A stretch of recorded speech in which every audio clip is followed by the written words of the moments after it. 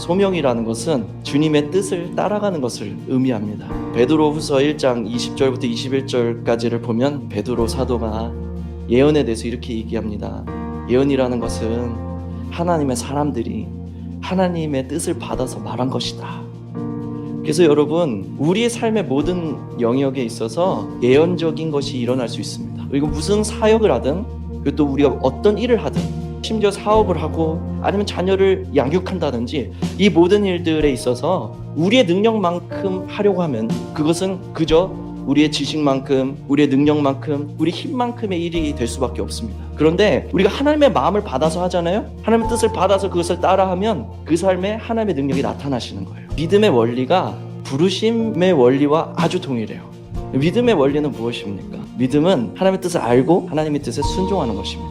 불신앙이라는 것은 믿음 없음의 상태는 무엇을 의미하는 것이냐면 몰라서 하지 않거나 알아도 하지 않는 것입니다. 몰라도 불신앙이고요, 알고도 행하지 않아도 믿음이 없는 거예요. 예수님께서 베드로에게 말씀하십니다. 그리고 베드로는 그 말씀을 따라 자기의 사고와 자신의 경험과 자기의 어떤 지혜를 버리고 하나님의 뜻에 순종해야 하는 믿음을 경험하는 자리를 만나게 되는 거죠.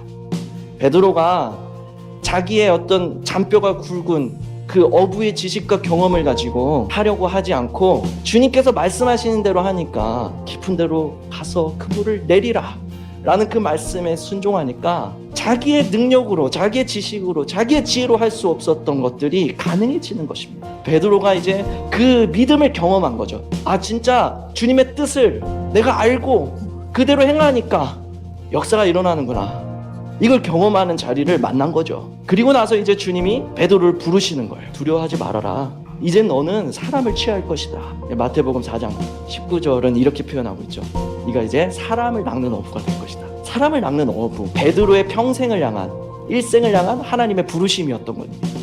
믿음을 경험하고 믿음의 원리를 깨달은 베드로에게 이제 부르심을 주신 거죠.